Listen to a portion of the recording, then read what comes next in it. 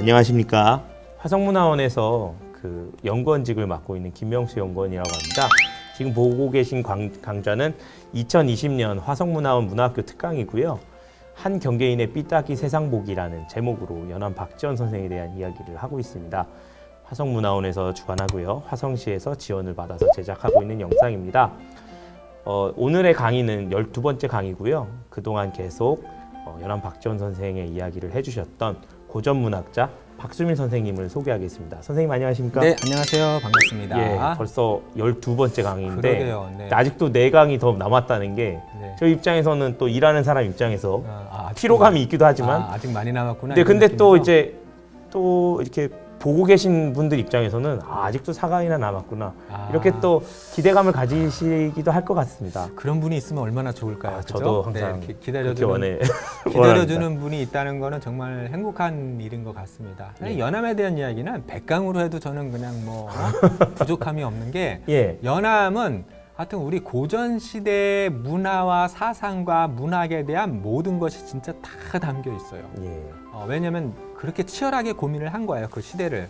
예, 그래서 하나하나 할 얘기가 많은데 뭐 어쨌든 이 16강이라는 어떻게 보면 이제 한 학기 수업인데 대학원 그렇죠, 한 학기 예. 수업에 해당되는 시간인데 예. 이걸 통해서 연암 맛보기 정도 이렇게 이제 알려드린다 생각하시면 될 것 같고요. 유튜브 영상에서 1시간짜리를 16개나 한다는 게 정말로 대단한 좀 건가요? 드문 건데 그렇구나. 그래도 네. 또 많은 분들이 이렇게 들어주고 계시다는 게 좀 네, 힘이 많이 맞습니다. 납니다. 그러니까 누가 들어주시는지는 모르겠지만 예, 들어주시는 맞습니다. 분들로 인해 예. 또 힘을 낸다는 거. 네. 예. 구독, 좋아요, 알람 설정 꼭 부탁드려요. 네, 하여튼 감사하게 생각합니다. 예. 자, 그러면은 이제 지난 시간엔 제가 우정론에 대해서 얘기를 했는데 예. 이제 오늘은 한번 이 죽음론을 가지고 얘기를 해볼까 합니다. 죽음론이요? 네. 너무 좀 무겁고 진지하죠? 예. 사실 예. 네, 맞아. 되게 이제 무거운 주제이지만은 예. 개인적으로는 그러니까 제가 가장 많이 나에게 생각하는 게 뭐냐라고 묻는다면 저는 사실 죽음이에요. 아, 그렇군요. 밤에 잠자기 전에도 이렇게 이제 눈을 감는 게 그래서 깜깜해지면 죽음인데 과연 이제 그렇잖아요? 갑자기 슬퍼지나요? 아니 그게 아니고요. 네. 예전에 어떤 그 분께서 네. 이렇게 그 고속버스 타고 네. 이렇게 놀러 가는데 네.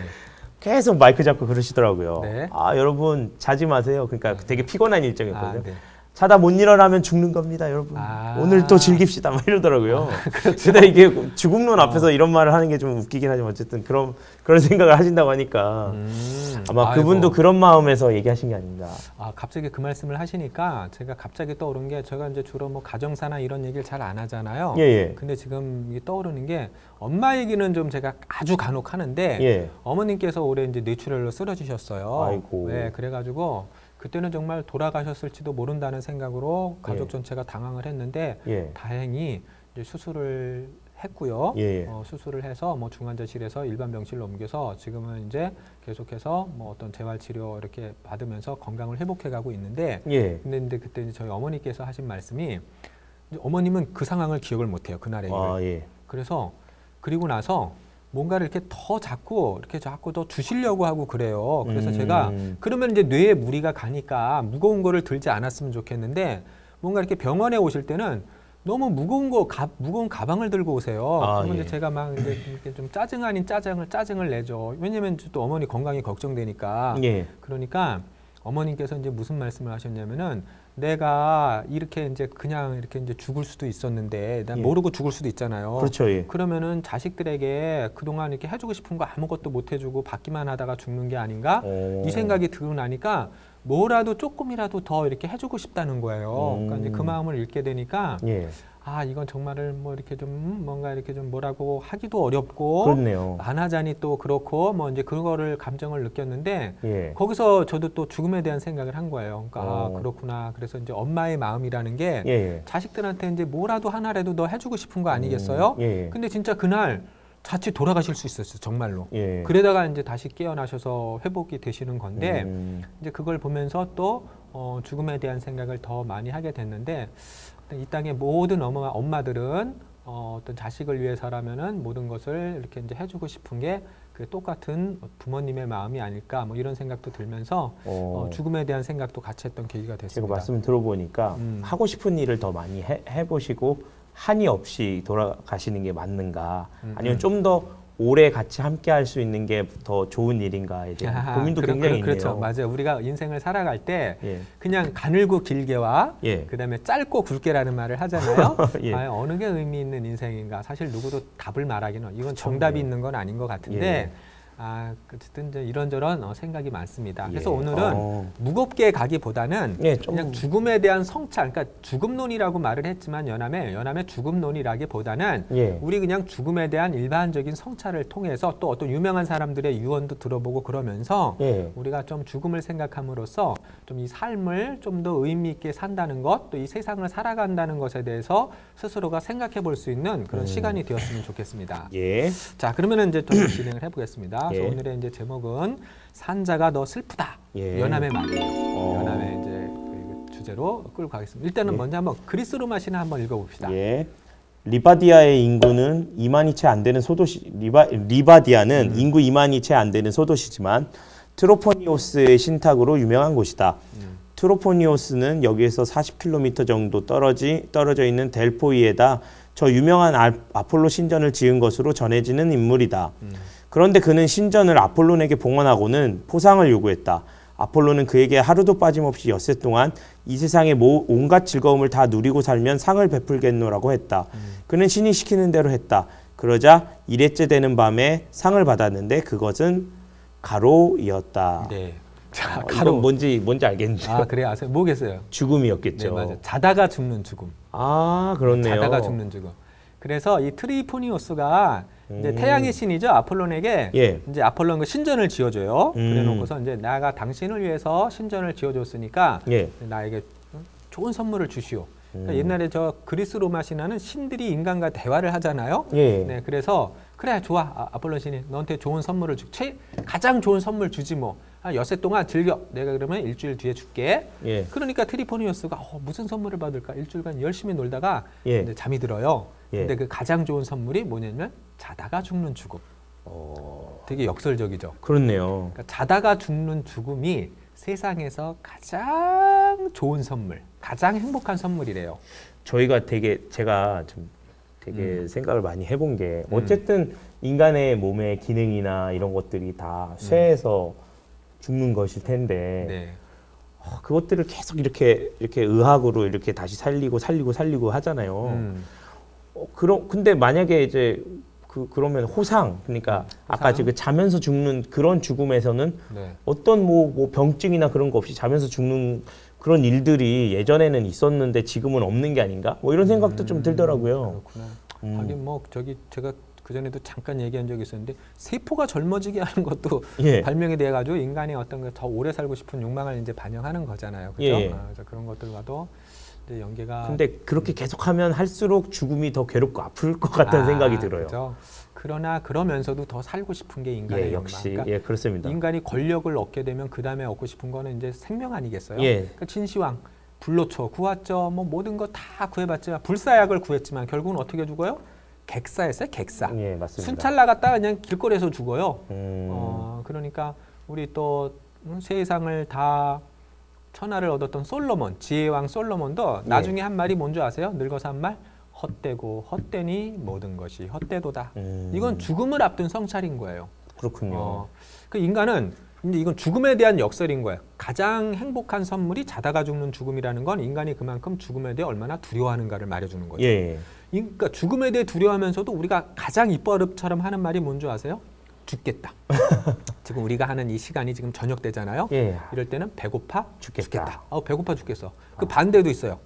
배불러 죽겠어. 예, 그렇죠. 심심해도 죽겠대. 심심해 죽겠다. 예, 맞아요. 졸려 죽겠다. 그렇네요. 또 무슨 죽겠다가 있냐? 또 뭐 재밌어 죽겠다. 예. 이렇게 입버릇처럼 말해요. 그러면서 죽겠다고 죽으면은 사실은 끝인데. 그렇죠. 사실 진짜 죽고 싶지도 않으면서. 네, 그러니까 그건 이제 심리예요. 그 무의식의 심리에는 우리가 두렵거나 무서워하는 거를 자주 입에 오르내리면 그 두려움이 이렇게 무화돼요. 사라지게 돼 있어요. 예. 저는 그 심리라고 보고 있어요. 어쨌든간 그리고 죽음에도 또 이 귀천이 있어서 예. 옛날에는 뭐 제후가 죽으면은 뭐 그다음에 그다음에 뭐 그냥 일반적으로 죽으면 사, 역적이 맞아요. 죽으면 폐 이런 식으로 다 달랐어요. 예. 죽음에도 귀천을 뒀어요. 그렇네요. 죽으면 똑같을 뿐인데. 뭐 사망했다, 죽었다, 나쁜 말, 죽음의 나쁜 말들. 뭐 뒤졌다 뭐 이런 말. 뒤졌다도 있고, 뭐 뻗었다, 예, 예. 뭐 되게 많죠. 예. 돌려서 말하기도 하고. 그렇죠. 그만큼, 돌아갔다 뭐 이렇게 얘기를 맞아요. 하죠. 그만큼 어떤 인간이 이 죽음에 대해 갖는 양면적인 거, 흔히 말하지만 또 가장 두려워하는 게 죽음이라는 생각이 들고, 예. 사실 저도 어쨌든 이제 죽음을 생각하면은 좀 무상해지잖아요. 예. 저도 죽음을 진짜 많이 생각하는 편이거든요. 예. 이제 무상감도 있고, 이거는 어떤 종교적인 태도와는 또 다른 문제예요. 이 무상감이. 그래서 이 죽음, 인간은 결국은 죽는데, 다 누구나가 죽는데, 죽기 전에 그러면 좀 더 의미 있는 게 뭘까? 뭐 그냥 이러다가 그냥 죽을래라고 생각할 수도 있지만, 예. 저는 그것보다는 조금 더 그러면 의미 있는 게 뭐지? 좀 이런 것들을 좀 많이 생각하는 편인 것 같아요. 뭐 어쨌든 죽음 앞에서 많은 일들이 무의미해져요. 그러니까 이렇게 우리가 얘기를 하다가도 갑자기 죽음을 떠올리면 이게 다 무슨 소용이래? 이런 생각에 젖을 때가 있어요. 저는 오히려 그러니까 막 하고 싶은 걸 좀 해야 그렇죠. 되겠다 이런 생각도 하죠. 죽기 전에 하고 싶다. 그죠? 예, 그런 생각이 그렇죠. 들죠. 예. 근데 저는 죽으면 아무것도 기억 못 하는데 그게 무슨 소용이지? 이런 생각에 젖을 때가 있다니까요. 그게 역시 태도와 이제 여러 가지 또 네. 연암 선생이 말씀하신 진실이 모르겠어요. 아니라 여러 가지 네. 입장만 있을 뿐이고 네. 우리가 관점만 있을 뿐이군요. 그 대신 죽음을 생각할 때 좋은 점은 무언가 아등바등하려는 마음이 사라져요. 또 저는 누군가를 미워하는 마음이 사라져요. 예, 맞습니다. 결국 다 동시대 다 죽을 인생이고 50년 뒤엔 우리 아무도 없는데 뭐 이걸 갖고 내가 누굴 미워하고 그럴 필요 그렇죠. 있나? 뭐. 다 불쌍한 인생인데 뭐 이런 생각이 들면서 그냥 미워하는 마음을 없애려고 노력을 해요. 예, 그렇군요. 자, 하여튼 또 가봅시다 우리 진도. 예. 그럼 연암은 일단 어떻게 죽었나? 연암 선생은 한번 예, 읽어봅시다. 제가 한번 읽어보겠습니다. 네. 을충년 1805년입니다. 네. 10월 20일 오전 8시경 가해방 제동집의 사랑에서 돌아가시니 춘추 69이셨다. 아버지는 중년일에 험난한 일을 겪으시며 울적한 마음을 펴지 못해 늘 우라가 치밀어 오르는 병이 있으셨다. 나는 담원 홍대용의 초상 때 그의 뜻에 따라 반함을 하지 말자고 주장했었다. 그러니 반함은 하지 말도록 해라.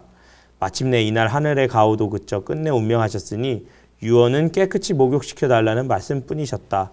염습할 적에 아버지의 몸은 희고 깨끗했으며 얼굴은 편안히 주무시는 듯 했다. 네, 그래서 연암이 69세, 1805년 69세의 나이로 죽었음을 그 아들일 박종채가 이제 그 증명을 해주고 있습니다. 그리고 우라가 치밀어 오르는 병을 평소에 많이 알았는데 뜻이 높은 사람이 겪을 수밖에 없는 운명이에요. 뜻이 높거나 또는 어떤 그런 세상을 조금 더 이제 이렇게 다르게 살려고 하는 사람들은 얼마나 갑갑하겠어요. 그렇죠. 이 세상이. 맞아요. 그래서 또 더군다나 이 어떤 그 현실 개혁 의식이 강하잖아요. 연암은 그렇죠. 이용우생에 대한 엄청 꿈도 답답하셨을 있고 것 같아요. 북학의 꿈도 있고 이세 어떤 이런 백성들을 갖다가 좀 더 풍요롭게 하고 싶은 마음도 있고 잘못 돌아가는 것 같은데 그렇죠. 계속 뭔가 똑같은 이 걸 세상은 지켜봐야 혼돈되고 되고. 모순되고 그런데 예. 그거를 지켜보면서 또 어떤 얘기를 하면은 자기를 비난하는 그런 소리가 너무 많고 그렇죠. 또 평등 정신을 실천하려고 하니 양반이 어떻게 서울들과 사귀느냐면 막 욕해대는 사람들이 너무 천지고 그렇죠. 왕도 뭐라 하고. 네네 그러니 그렇죠 왕도 또 열알기 갖고 또 막 뭐라고 또 뭐 도덕 중에 괴수 다른 등 뭐 이렇게 아우, 막 또 스트레스. 한마디 하고 그러니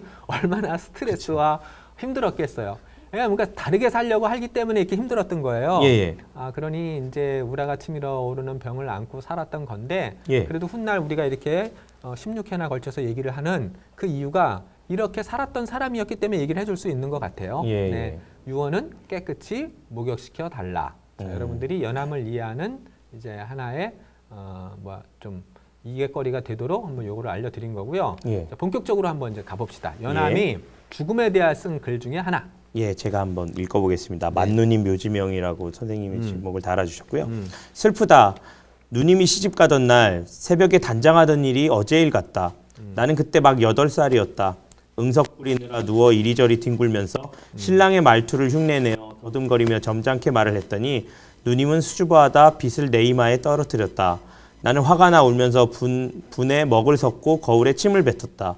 누님은 오리 모양의 옥비녀와 벌 모양의 금 놀이개를 꺼내어 내게 주면서 울음을 그치게 했다.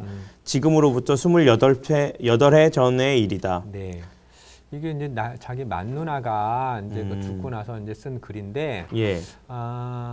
이게 사실은 묘지명이거든요. 예. 묘지명이라고 하는 거는 누군가가 죽었을 때 그 사람의 어떤 평소에 어떤 그런 삶, 그러니까 처음부터 죽기까지의 그런 어떤 행적을 갖다가 쭉 이렇게 쓰면서 애도를 하는 글이거든요. 예, 예. 그래서 원래 묘지명에 쓰려면 몇 살 때는 뭔 일을 했고, 몇 살 때는 뭔 일을 했고, 몇 살 때는 뭔 일을 했고, 그래서 예. 그 사람에 대한 어떤 행적을 파악할 때 가장 좋은 게 그 사람이 남긴 행장이나 묘지명을 통해 그 사람의 일생을 고고할 수 있는 건데, 예, 예. 근데 연암은 이제 자기 누나가 이제 맏누나가 이제 죽었을 때 그렇게 뭐 누님은 몇 살 때 뭐를 하고 이렇게 쓰질 않고 예. 자기 이제 누나가 결혼하던 날 자기 이제 나이가 그때 연암이 8살이었거든요. 그때 그게 35년 전의 일이니까 누나가 지금 제가 기억으로 43대, 예. 연암이 43살 때 이제 세상을 떠난 걸로 알고 있는데 예. 그런데 이제 그 누나와의 추억을 갖다 이렇게 쓴 거예요. 그러니까 연암의 죽음론은 아니고 그 이제 가난하게 살다가 세상을 떠난 누나와의 추억을 그린 건데 예. 요게 그 묘지명 중에 정말 명편으로 알려져 있어요. 아, 그렇군요. 그리고 묘지명 원래 이렇게 쓰는 게 아니에요. 몇 살 때는 뭐 하고 몇 살 때는 예. 뭐 하고 이런 거 쓰는 건데 그런 예. 게 없어요. 저기 딱 보면 어때요? 이제 시집 가던 날 새벽에 8살 때 예. 뭐예요? 그 상황 이해가 가죠? 예, 예, 맞습니다. 그래서 예. 이 이제 상황 여러분들이 지금 읽은 대로 보시면 되고 예. 그럼 요 이야기를 하는 이유가 뭘까? 그 수많은 어떤 그런 누나와의 어떤 사연이 있는데 딱 하나 왜 이걸 적었을까? 잘못한 것 같아서 그때 아, 누나한테 그죠? 그런 게 있겠죠. 어린 마음에 아, 맞아요. 자기가 막 그렇게 했는데 그게 좀 원래 누가 이렇게 돌아가시거나 그러면 그분한테 뭐 서운하게 했거나 못 해준 게 기억나죠. 그런 게 좀 기억이 많이 나는 맞아요. 것 같아요. 그러니까 아마 연암에게는 가장 큰 게 누나 시집 가던 날 누나에겐 가장 중요한 일인데 예. 나는 그것도 모르고 뭣도 모르고 그 누나한테 여기 지금 뭐 거울에 침 뱉고 뭐 이런 상황들이 나타나잖아요. 그러니까 예. 누나한테 내가 왜 이렇게 칭얼거리고 때를 썼을까? 그 어떤 미안함이 여기 이렇게 좀 남아 있는 것 같아요. 또 그리고 이렇게 가면 오랫동안 못 보지 않나요? 그렇게 네, 못 보죠. 옛날에는 그 물론 이제 출가 외인이라고 네, 출가 하니까. 외인이라고 해가지고 그 사실은 출가 외인도 보면은 예. 이게 이제 웃긴 게 조선 후기 때나 그랬지 아, 조선 중기까지는 그러니까 처가살이를 많이 했어요 남자들이. 그래서 그러니까 우리가 말하는 그런 어떤 엄격한 구별이 대개 다 이제 조선 후기 이후에 만들어진 거다라고 보시면 되는데 요건 예. 이제 조선 후기의 일이니까. 그리고 이제 그런 어떤 칭얼대던 나에 대한 미안함도 있지만 누나의 어떤 성격이 어때 보여요? 요걸 딱 읽어보면. 이게 너무 귀여워하거나 좀 약간 자애로운 것 같아요. 그렇죠, 맞아요. 저렇게 잘 잘 말했어요. 달래줬잖아요. 그죠. 자유로운 느낌이 들잖아요. 그런 때를 쓰는 날을 막 그러면 조그만 게 그러면서 막 이렇게 이렇게 꿀럼 막 주고 막 그럴 수도 있는데 바로 그냥 걷어 네네. 올리고 근데 나를 옥수수 이렇게, 털어버리는. 네, 그렇죠. 나를 이렇게 잘 달래주는 그 누나의 어떤 인자한 그런 모습이 이렇게 딱 이렇게 이제 드러나는 이제 그런 한 구절입니다. 예. 이렇게 쓴 묘지명 없어요. 그럴 것 같습니다. 그러니까 이거는 묘지명이 아니라 수필 같지 않아요? 수필? 맞아요. 수필 무슨- 느낌이 들죠. 그래서 어떤 학자는 이거를 수필로 넣으려고 해요. 이게 박완서 선생의 수필 같은 그런 느낌이네요. 느낌? 예, 예. 좋습니다. 한번 그 뒷부분 한번 읽어보죠. 예. 강가에 말을 세우고 멀리 바라보았다. 붉은 명정은 펄럭이고 돛배 그림자는 너울거리는데 강구비에 이르러 나무에 가리자 다시는 보이지 않았다. 강 위의 먼 산은 검푸른 것이 누님의 쪽진 머리 같고 강물빛은 화장 거울 같고 새벽달은 누님의 눈썹 같았다. 눈물을 떨구며 누님이 빛을 떨어뜨렸던 일을 떠올리니 유독 어릴 때 일은 또렷한데 기쁨과 즐거움도 많았으며 세월은 길었다. 나이가 들면서 항상 우환으로 괴로워하고 가난을 염려하다가 꿈속의 일처럼 세월은 훌훌 지나갔으니 피부치로 함께 지냈던 날들은 또 어찌 이다지도 심히 짧았더란 말인가. 네, 이제 누나가 너무 가난해서 예. 가난하게 죽었거든요. 남편이 한양에서 살 수가 없으니까 그 아주 얼마 안 되는 살림살이를 끌고 예. 저기 어디였더라? 저 양평 저 양수리를 지나가지고 그쪽으로 이렇게 쭉 지금 이사를 가는 건데 예. 그때 이제 누나 상여를 떠나보내는 장면이에요. 근데 근데 연암이 역시 문학적이다 하는 건 이런 거 너무 맞아요. 멋있어요. 여기 강 위의 먼 산은 검푸른 것이 누님의 쪽진머리 같고 강물빛이 화장 거울 같고 새벽달이 누나의 눈썹 같았다. 이런 표현은 정말 좀 어떻게 절묘하다라는 생각이 드는데 그러네요. 진짜 현대문학 같은 느낌도 들고요. 예, 저는요 연암의 그 열알 읽어보다 이 사람은 정말 천재야. 그러니까 원래 제가 이제 아는 천재들은 옆에서 지켜보면은 무지하게 노력하는 사람들이에요. 예. 천재는 노력하는 사람의 다른 말이거든요. 예. 근데 연암은 그 노력하는 것만으로는 제가 이해할 수 없는 그런 어떤 아주 신선한 문장 표현들이 열알기에 너무 넘쳐나요. 물론 예. 연암 산문 하나하나도 이런 거 보세요. 이거 다 30대 쓴 건데 연암 산문이 예. 주로 너무 정체롭거든요. 예. 연암의 어떤 그런 문학은 이제 번역만 조금 더 어떤 오늘날의 관점에서 조금 더 아주 깔끔하게만 해주면 예. 왜 연암을 제가 자꾸 세계 최고 수준의 문장가로 자리매김해야 하는가라는 것을 정말 일단은 이해하게 될 수 있을 거예요. 예. 제가 열하일기 이거 이제 열하일기 강연에는 저 어떤 그 독자적인 걸로 이렇게 하고 있는데 예. 나중에 기회 되시는 분들 꼭 제 그 강연 들으셔야 돼요. 예, 그래서 연합문학의 깜짝 놀랐네.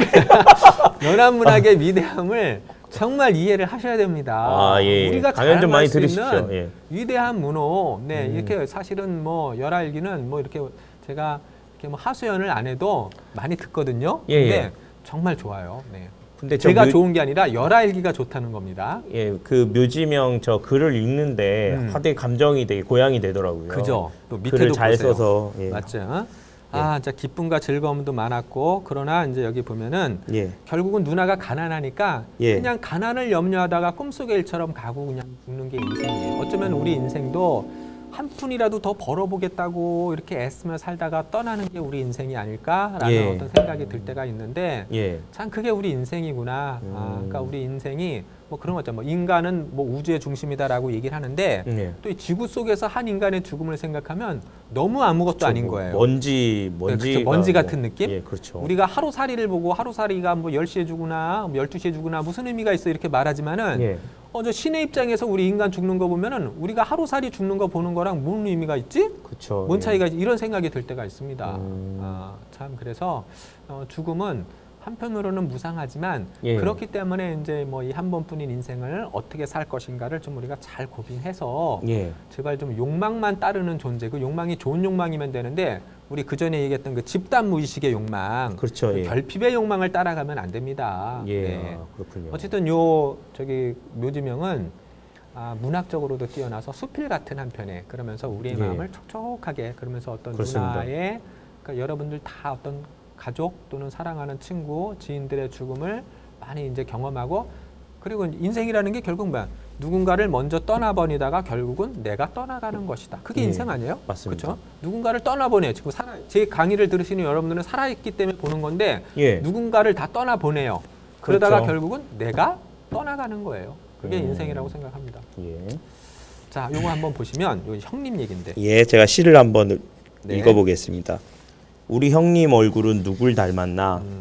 아버지 생각나면 형님을 봤지. 이제 형님 생각하면 그 누굴 보나?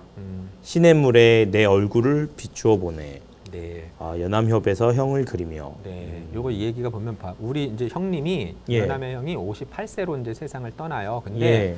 이 연암이 자기 형을 갖다가 이렇게 좀 끔찍하게 좀 생각을 해요. 왜냐면은 예. 아버지 엄마가 좀 일찍 돌아가세요. 예. 그다음에 아내도 죽어요. 연암 50살 때. 예. 그리고 나서 이 연암의 형수님도 또 죽어요. 예. 그래서 형만 남았기 때문에 자기가 어떤 이렇게 의지할 수 있는 사람이 형밖에 없었던 거예요. 부모님이 다 돌아가셨기 때문에. 예. 그 형에 대한 어떤 감정이 끔찍한데 그 형님마저 돌아가고 나서 예. 쓴 그 시인데 우리 형님 얼굴 누굴 닮았나? 아버지 생각나면 형님을 봤지. 왜 아버지가 생각나는데 형을 보죠?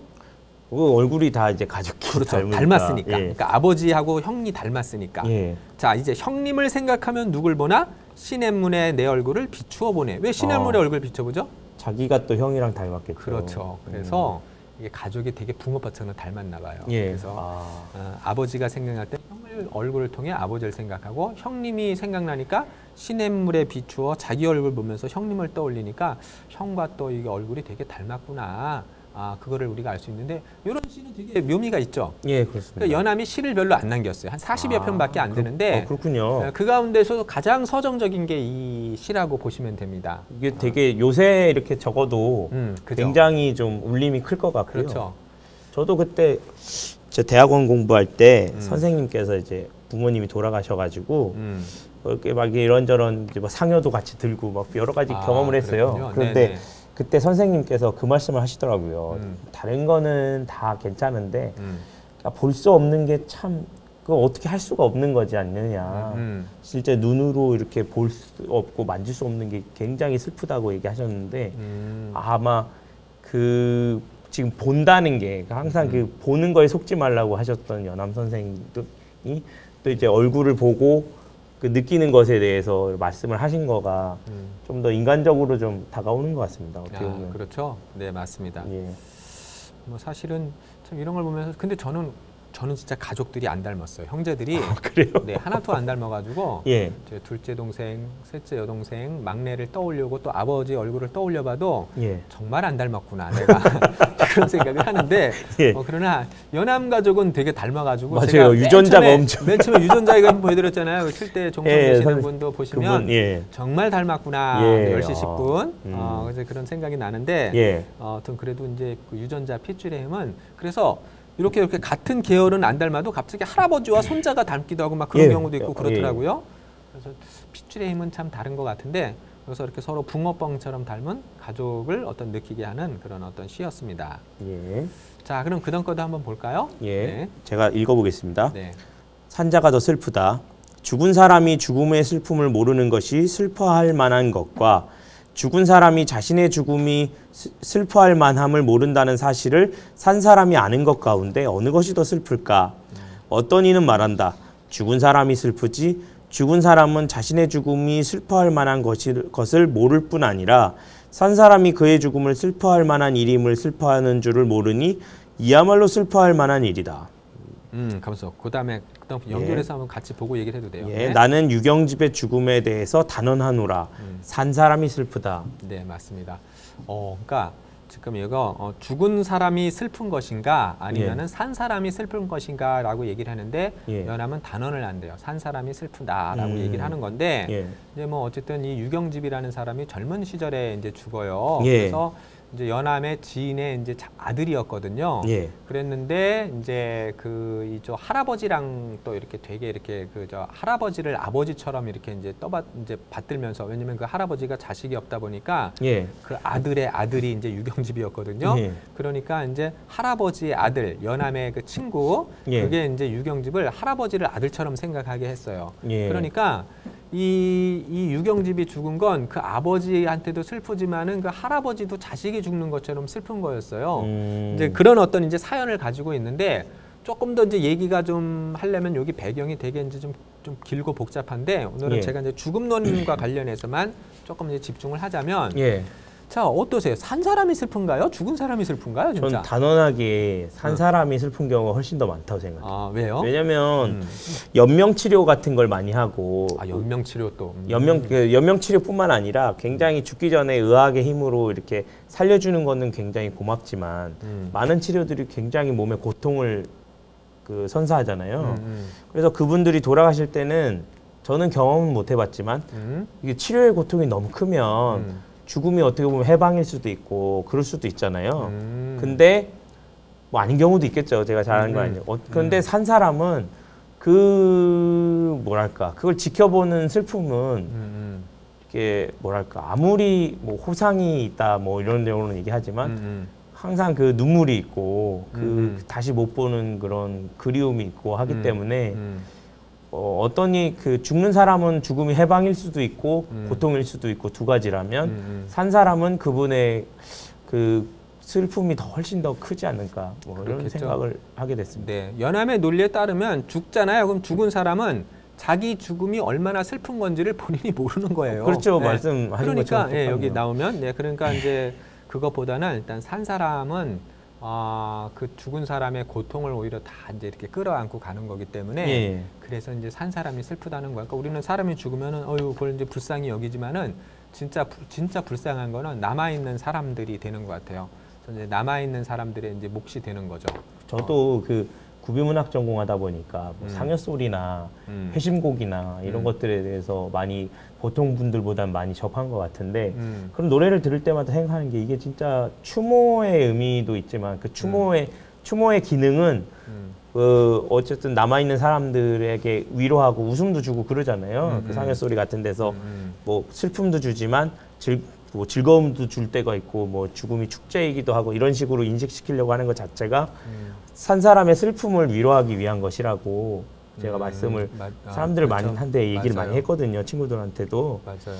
그러니까 어떻게 보면 이제 살아있는 사람들이 그 죽은이한테 뭔가 극진히하고 뭐 비싼 옷을 입히기도 하고 그러는 게 예. 어떻게 보면은 그 살아있는 사람들이 자기의 마음을 위로하는 행위일 그렇죠, 수 예. 있는 거죠. 예, 네. 저도 그렇다고 생각했어요. 네, 이제 그렇게 보시면 될 것 같습니다. 예. 뭐 어쨌든간 이제 이 연암 박지원이 어떤 죽음에 대한 글을 많이 남겼는데 그건 다른 사람들도 다 이제 뭐 묘지명이나 예, 이제 예. 그런 데서 이제 그 죽음에 대한 뭐 어떤 제문이나 예. 이런 데서 죽음의 글들이 많이 나타나는 건데 연암은 이 죽음이 좀 공평하지 않다는 생각을 가지고 있더라고요. 아, 그래서 이제 그렇군요. 이몽직이라는 또 사람이 이제 그 젊은 사람이 죽었을 때 이 사람은 예. 저 화살터에서 날아오는 화살에 잘못 맞아가지고 그냥 죽어요. 비명 행사를 해요. 예. 우리 인생에도 그런 경우 많잖아요. 예. 그냥 순간적으로 어떤 교통사고를 당해서 불행하게 죽거나. 진짜 얼마 전에 그런 분을 한 분 겪었어요. 지인인데? 그러니까 지인이라기보다 조금 그 아는 분인데 좀 이렇게 엄청 이렇게 친하거나 그런 분 아니고 네. 굉장히 열정적으로 사는 분이었는데 갑자기 그렇게 됐다고 얘기를 하시더라고요. 아, 맞아요. 그러니까 어떤 경우에는 진짜로 착한 사람이 아주 안 좋게 죽기도 하고 그렇죠. 예. 또 누군가는 진짜 못된 인간인데 그런데 진짜 그야말로 뭐 산 사람을 헤쳐먹었다는 그 도척이라고 하는 나쁜 놈도 있어요. 예. 근데 이런 사람이 모든 사람의 축복 속에 또 악당이 죽기도 하고 그렇죠. 그거 과연 하는 애도는 공평한가요? 아, 그게 사마천의 사기에 그렇죠. 나오는 거죠. 그게 이제 사마천의 백이열전에서 이제 예. 그거를 묻고 있는데 예. 그런 어떤 죽음의 불공평성에 대해서는 우리 저 박완서 선생도 그것과 비슷하게 된 얘기를 이제 쓰기도 했고 예. 죽음 자체는 어떻게 보면 불공평하고 예. 죽은 뒤에 모든 인간이 죽는다는 건 되게 공평한데 예. 그 죽음의 상황은 다 다르니까 아, 그렇죠. 네, 그럴 때 이제 우리가 생각이 많아지는 것 같습니다. 그럴 때 예. 뭐 인과응보니 이런 것들이 우리 인간이 바라는 꿈꾸는 거지 현실에서 과연 제대로 된 인과응보가 일어나느냐 하면 그건 아니에요. 일어나기도 하고 안 일어나기도 하고 그러면 그건 불공평한 거죠. 그죠? 예. 그게 이제 우리가 살아가는 모습이라서 그런 것 때문에 어떤 우리가 삶에 대해서 많은 생각을 하게 되는 거고 연암도 그래서 그런 것 때문에 자꾸 어떤 죽음에 대한 생각을 좀 더 했던 분이 아닌가라고 예. 이제 생각이 듭니다. 예. 자, 여기는 제가 우리가 뭐 어떤 이렇게 심각하게 학문적으로 어떤 죽음론 뭐 그렇게 하려면 저도 할 얘기가 많은데 예. 오히려 이런 건 죽음에 대한 성찰이 필요해요. 그러니까 우리가 이제 과연 이제 연암은 깨끗이 목욕시켜 달라가 유언이었는데 예. 죽을 때 과연 어떤 마음가짐으로 죽어야 하나? 그 마지막 생의 마지막에 남기는 말을 뭐라고 불러요? 유언이라고 하죠. 하잖아요. 그 유언을 남긴 사람 중에 좀 인상 깊은 거 제가 몇 개를 한번 소개를 해드리면서 우리가 이 삶을 살아가는 어떤 태도를 생각을 해봤으면 좋겠습니다. 예. 뭐 김 선생님은 유언 생각해 보셨어요? 만약에 내가 진짜 저는 사실 죽는다는 거를 아직 생각을 그쵸? 그러니까 제가 네, 죽는다는 걸 생각 많이 못 해봤는데 굳이 유언을 한다고 하면 한다고 했는데 저희 우리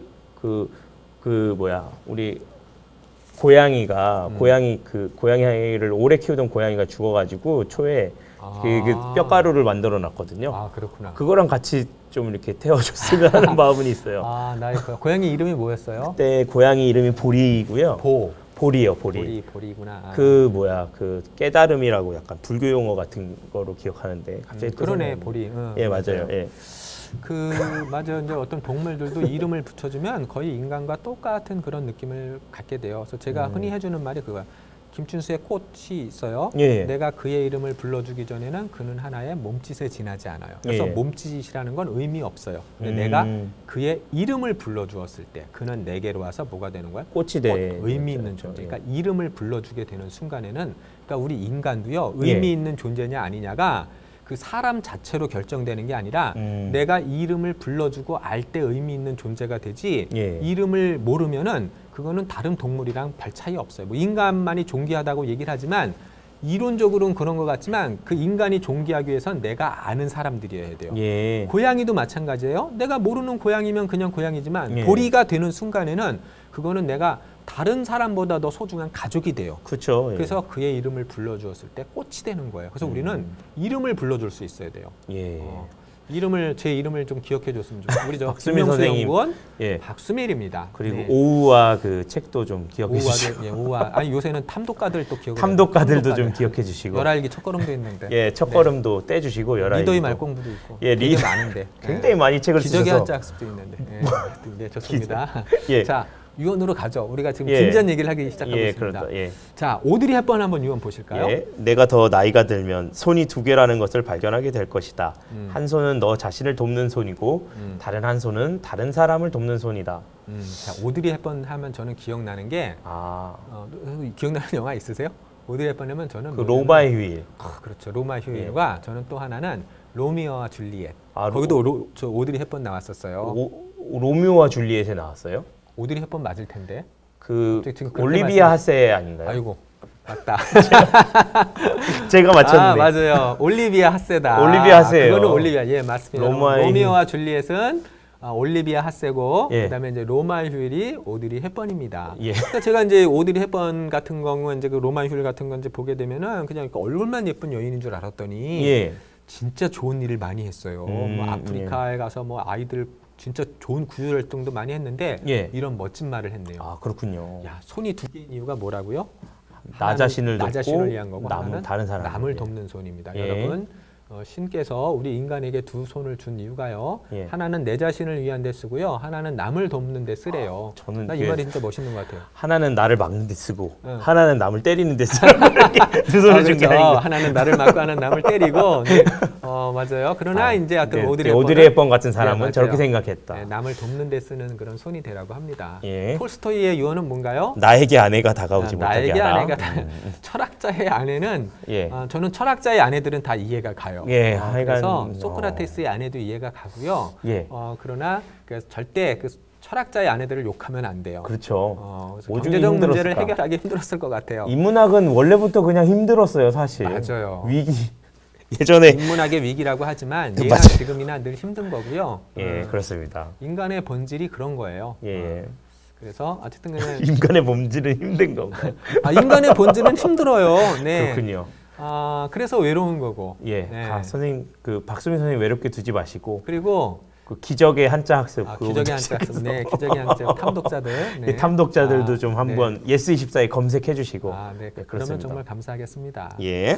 자, 그다음 알렉산더는 내가 죽거든 묻을 때 손을 밖에 내놓아 남들이 볼 수 있도록 하라. 그러니까 이제 천하를 제패한 왜 그랬는지 아세요? 그 모르겠어요. 이게 이유가 뭐냐면 내가 천하를 다 가졌잖아요. 소유했잖아요. 예. 죽을 때는 자, 뭐 어떻게 죽는 빈손으로 죽는다는 걸 그렇죠. 알게 하라. 네, 빈손으로 죽는다는 걸 알게 하는 거야. 죽은 뒤에는 권력이든 돈이든 이거 다 빈손으로 가는 거야. 그걸 알리고 싶었대. 이건 살짝 야사처럼 전해지는 그래요? 얘기인데 저는 이렇게 내 손에 입 맞춰라 이 자식들아 뭐 이런 그런 걸로 느낌이 이해를 했구나. 그게 아니라 내가 다 가졌지만 죽을 때는 빈손이다. 그렇군요. 예. 그래서 뭐 인간이라는 존재는 태어날 때 다 울어야 돼. 모든 사람이 울어요. 예. 평등하게. 그죠? 안 울면 그건 죽는 거예요. 울어야 산대요. 맞네요. 예. 근데 이제 또 죽을 때 또 다 울잖아요. 예. 근데 그 차이가 태어날 땐 내 힘으로 우는데 죽을 때는 남이 울어줘요. 그렇군요. 근데 남이 울어주지 않고 죽는 사람도 있잖아요. 예. 참 비극적인 거죠. 예. 그러나 뭐 혹시라도 좋은 일하다 아프리카 오지에서 예. 이렇게 이제 죽는 그런 쓸쓸한 죽음도 있을 텐데 신은 알아주실 거라고 믿으세요. 네. 정말로 좀 좋은 일을 하고 좋은 영향을 끼친 사람이 더 네. 많은 슬픔과 함께 그렇게 맞아요. 죽게 되겠네요. 네. 자, 근데 유관순 누나, 저 누나라고 하면 안 돼. 제가 자꾸 예, 유관순 독립운동가 유관순 예, 선생의 네. 열사의 그 유언을 말씀드리겠습니다. 네. 내 손톱이 빠져나가고 내 귀와 코가 잘리고 내 손과 다리가 부러져도 그 고통은 이길 수 있사오나 나라를 잃어버린 그 고통만은 견딜 수가 없습니다. 나라에 바칠 목숨이 오직 하나밖에 없는 것만이 이 소녀의 유일한 슬픔입니다. 네, 이런 저 유관순 열사 같은 분으로 인해서 우리나라가 지금 이렇게 살아가고 있는 건데 아까 제가 예. 누나로 했다가 잠깐 멈칫했죠. 예. 근데 왜 그랬냐면 저도 학생을 통해 배운 거예요. 내가 유관순 누나라 그랬더니 한 학생이 얘기를 해요.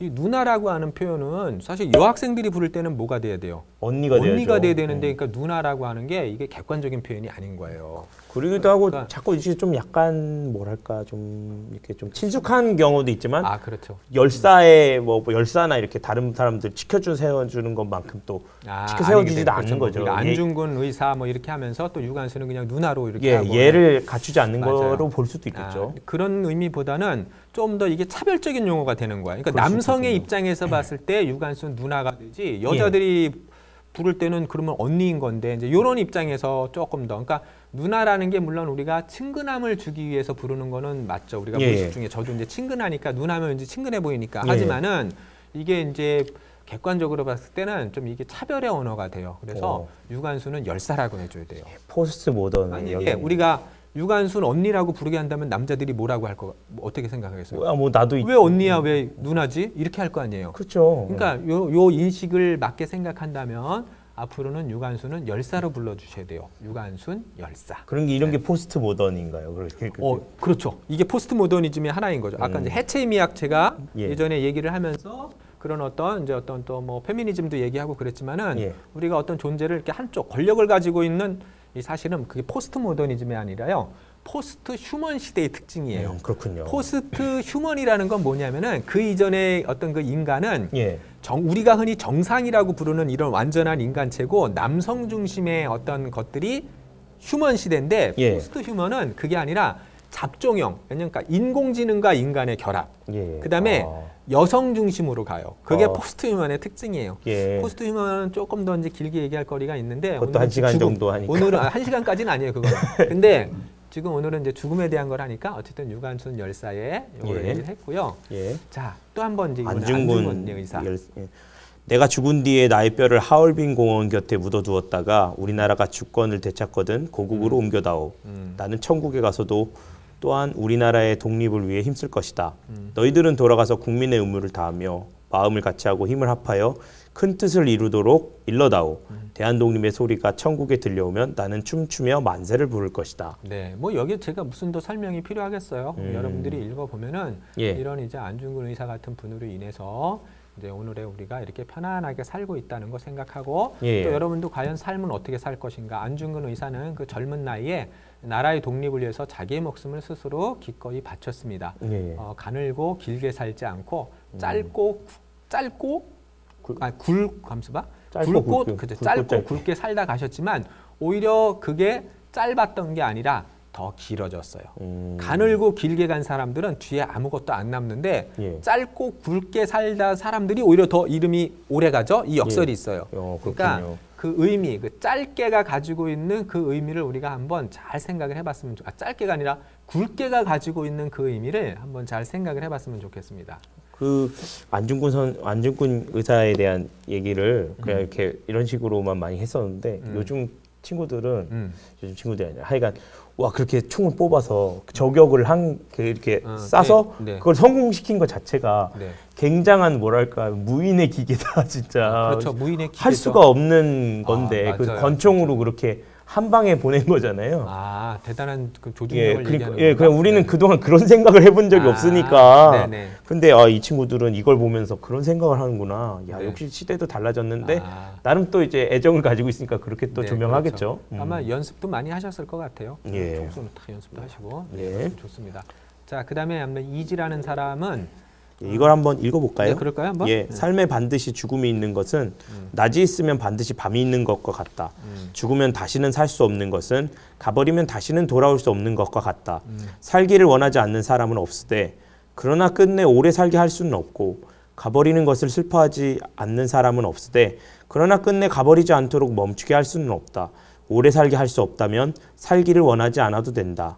가버리지 않게 할 수 없다면 가버리는 것을 슬퍼하지 않아도 된다. 그러므로 나는 단지 죽음을 슬퍼할 필요 없고 그저 삶이 슬플 뿐이라고 생각한다. 가버리는 것을 슬퍼하지 말고 삶을 슬퍼하라. 뭔가 좀 이 이지라는 사람이 양명자파인데 연암도 영향을 받아요. 이 그렇군요. 양명자파 영향을 저 연암그룹이 많은 영향을 받거든요. 그래가지고 나중에 감옥에서 스스로 목을 찔러 죽은 사람인데, 네. 근데 이제 워낙 이제 어떤 그 유학의 반기를 들었던 예. 뭔가 좀 남다른 삶을 살았던 사람인데, 그렇군요. 분서 채울택이라는 거잖아요. 분서. 예. 그래서 이제 불태워질 책, 그 분서라고 이제 제목까지 정했는데 예. 뒤에 죽음을 슬퍼하지 말고 죽음이 슬퍼할 게 아니라 삶이 슬픈 거래요. 그래서 가버리는 것을 슬퍼하지 말고 삶을 슬퍼하라라고 하는 예. 굉장히 뭔가 묘한 말을 이제 남겼는데 예. 맞습니다. 우리가 이거는 나는 이렇게 생각하고 있거든요. 이거는 그러니까 살아있는 이 땅을 좀 더 성실하게 살아라. 자꾸 미래를 갖다가 얽매이면서 그걸 생각하기보다는 예. 현재를 더 충실하게 살아라. 네. 염세 저처럼 자꾸 좀 죽음을 슬퍼하는 그런 생각을 살지 말고 예. 현재 살아있는 이 삶을 갖다가 좀 더 충실하게 살아라. 라는 의미로도 읽힙니다. 그렇죠. 자, 그래도 우리가 마무리는 좀 더 이렇게 좀 더 무상감 들게 하기보다는 예. 조금 더 평화롭게 한번 마무리를 제가 하고 싶어서 예. 엘렌 리어링의 좋은 글을 아름다운 많이 삶, 사랑 마무리로 한번 제가 마무리를 해보고 싶습니다. 예, 좋은 글을 읽어보시죠. 많이 읽게 되네요. 예. 나는 바닷가에 서 있다. 내 쪽에 있는 배가 산들바람에 흰 돛을 펼치고 푸른 바다로 나아간다. 그 배는 아름다움과 힘의 상징이다. 나는 서서 바다와 하늘이 서로 맞닿는 곳에서 배가 마침내 한 조각 구름이 될 때까지 바라본다. 저기다. 배가 가버렸다. 그러나 내 쪽에 누군가가 말한다. 어디로 갔지? 우리가 보기에는 그것이 전부이다. 배는 우리 쪽을 떠나갔을 때의 돛대, 선체, 크기 그대로이다. 목적지까지 온전하게 짐을 싣고 항해할 수 있었다. 배의 크기가 작아진 것은 우리 때문이지 배가 그런 것이 아니다. 저기 봐, 배가 사라졌다고 당신이 외치는 바로 그 순간 저기 봐, 배가 나타났다 하며 다른 쪽에서는 기쁜 탄성을 올리는 것이다. 그리고 그것이 우리가 죽음이라고 부르는 것이다. 네, 좀 죽음을 희망적으로 해서 여기서는 이제 배가 떠나가 죽음이잖아요. 떠나가는 예. 데에서 야, 저 사라졌네. 그런데 그 반대편에서 봤을 때는 배가 오고 있네. 나타났네. 이건 어떤 여러분들이 충분히 유추할 수 있을 거라고 보고요. 예. 우리가 이제 죽음을 갖다가 너무 이렇게 어떤 허망성, 무상감으로 생각하지 말고 예. 그것이 또 다른 어떤 시작이 될 수 있겠구나라는 마음에서 예. 그렇다면은 이 살아있는 날들을 결코 허투루 살지 않을 거예요. 예. 죽음이 다른 시작이라는 것을 인지하게 된다면 이거는 흥청망청 살 게 아니라 여기서 내가 어떤 의미가 뒤에 있는 다시 나타나는 거기에서 뭔가 그 의미가 연결되어 있는 거니까 좀 더 우리가 살아있는 날들을 조금 더 충실하고 의미 있게 이렇게 좀 살 수 있지 않을까 그런 생각이 들면서 예. 이걸로 이렇게 이제 소개를 해 보았습니다. 역시 이거 어떻게 보면 이제 그 사후 세계가 있는 것이냐 없는 것이냐 이런 것도 사실 살아있는 사람은 알 수가 없잖아요. 네. 그러니까 어떤 그 종교적 믿음이 있을 뿐이지. 근데 그런 그게 있는 게 좋냐 없는 게 좋냐 많은 얘기들이 있지만 결국 그 죽음이라는 것은 그 연암 선생의 그런 좀 글은 굉장히 좋은 글을 쓰시지만 연암 선생이 가지고 있는 그 특유의 이제 삐딱하게 보는 글처럼 이렇게 쓰시진 않은 것 같아요. 그렇죠. 죽음이란 감정을 그렇죠. 맞이할 때. 맞아요. 네. 결국엔 죽음이 사후세가 있건 없건 간에 이제 헤어짐이 참 슬픈 일이구나 하는 생각을 먼저 하게 됐습니다. 네, 맞아요. 그러니까 이제 죽음에 대한 연암 선생의 말은 삐딱하게보다는 예. 오히려 성찰하게 하고 우리가 거기에 대해서 뭔가 이렇게 돌아보게 하는 이제 예. 그런 쪽에서 진행이 되고 있다는 것도 예. 굉장히 또 좋은 그런 어떤 이제 그 시선이라고 이렇게 생각이 네, 듭니다.